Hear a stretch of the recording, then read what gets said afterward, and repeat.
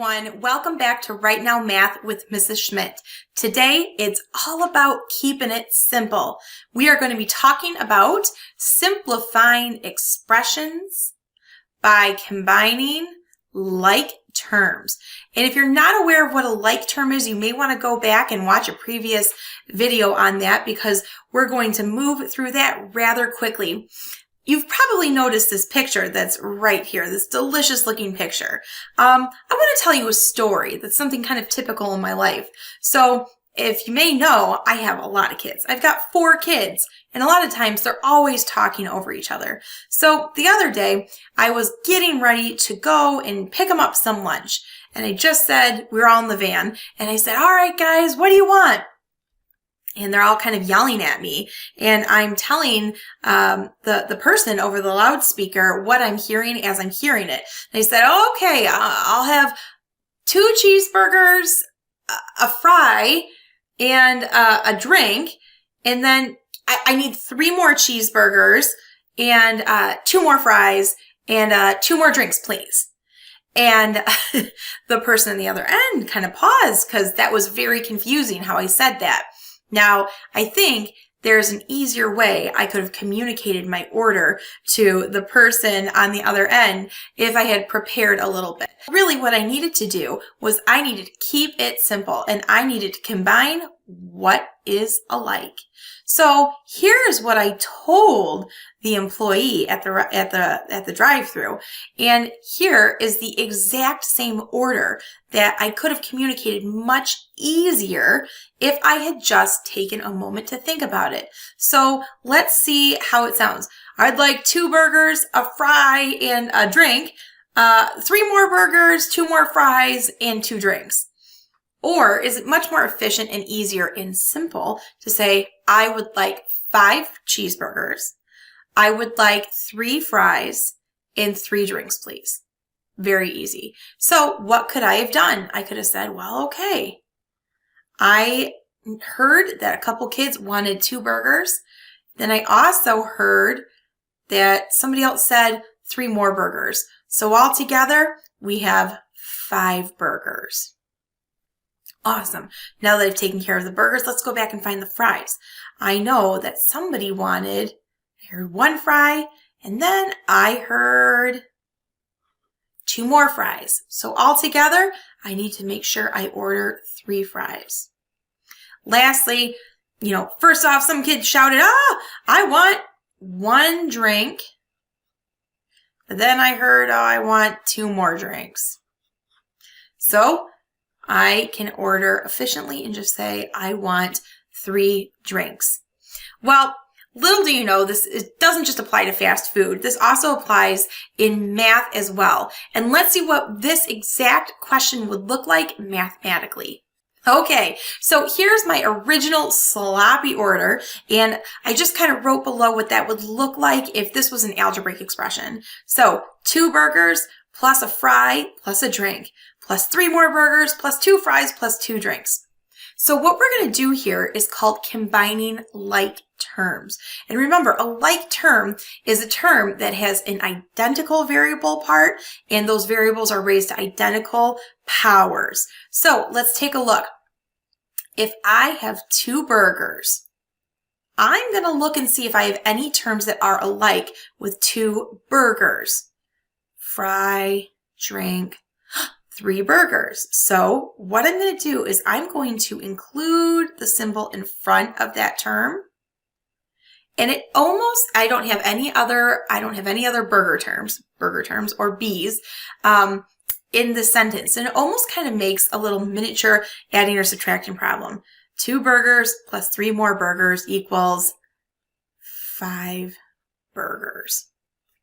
Okay, so I'm done combining my burgers. Now I'm going to go back and continue on left to right. So I see that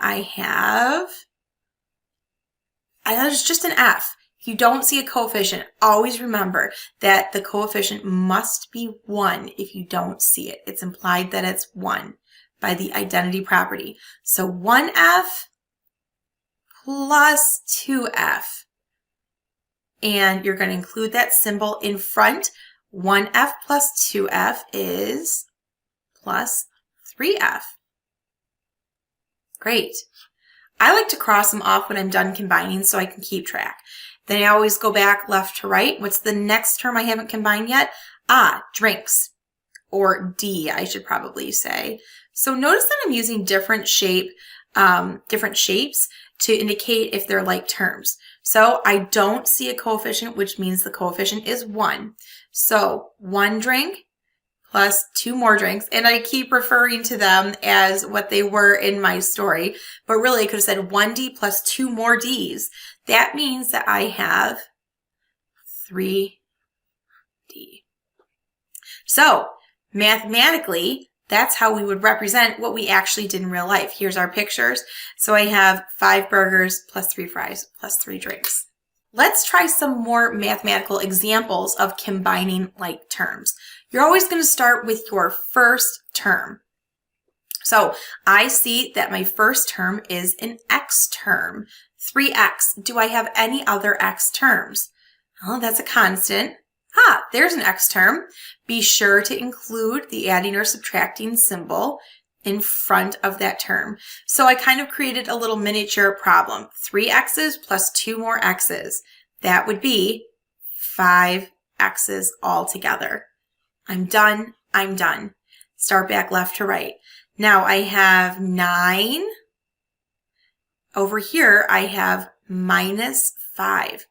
Okay, so think 9 minus 5. I'm still going to have 4 left over. So plus 4. This statement that I just created right here is exactly equivalent to the one above. It just was much more simple to understand because we combined terms that were alike. Now we can't go any further. I can't combine those terms and I can't evaluate that until I know what x is. So that's as simple as I can make this expression. So y plus y plus y. Remember, well, the first thing I notice is that they're all like terms, which gets me really excited because we can combine them all. If you don't see a coefficient, the coefficient is always 1. Some people like to write it in. It makes the whole thing easier for them. If you understand your mind, that's fine too. But so we have 1y plus 1y plus 1y, and that just equals 3y. This expression is exactly equivalent to that expression, but this expression is much more simple. Lastly, let's look at our last expression. Starting with my first term, this is an x to the second power term. So I'm going to box it out and see if I have any other terms that are alike with this term. That's an x term, and here's an x to the second power term over here. I'm going to include the symbol in front so that I can create my miniature adding or subtracting problem. 4x to the seconds plus 7 more x to the seconds gives me 11 x to the second power, or x squared. Cross them off, you're done. Start back left to right. I have 10 x's, take away 3 x's. That means I'm still going to have 7 x's left. And we're done with that. I've got one more challenge for you. Let's take a look at this question. I notice that I have parentheses in this question, and inside my parentheses, there's nothing I can combine because z and 5y are not like terms. So how can I take a question that's got parentheses and simplify it? Well, good thing I know about number properties. The first step you're going to do is use the distributive property to distribute out your multiplication. And then you are going to check and see if there's any further terms that you can combine. So I'm just going to drop my 7z down, bring my plus sign, and then I'm going to do 2 times z equals 2z minus 2 times 5y equals 10y. All right. Well, I just got rid of those parentheses, and now you go back and see, are there any terms that are alike?